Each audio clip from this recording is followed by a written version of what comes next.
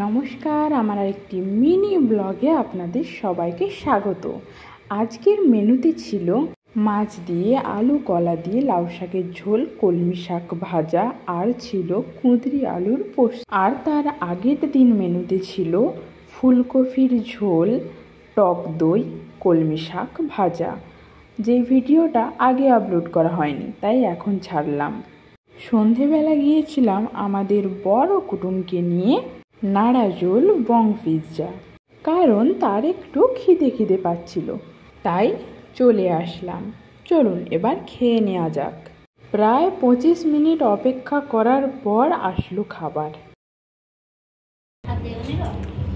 না ভালো লাগছে। বাড়ি ফিরে এসেছিলাম সামনের জয়কৃষ্ণপুরের নবকুঞ্জ দেখতে। গিয়ে দেখলাম আমরাই লাস্ট, সবাই প্রায় চলেই গেছে। তারপর রাস্তায় একটা কালী পুজোর অনুষ্ঠান দেখে বাড়ি ফিরলাম। ব্যাস।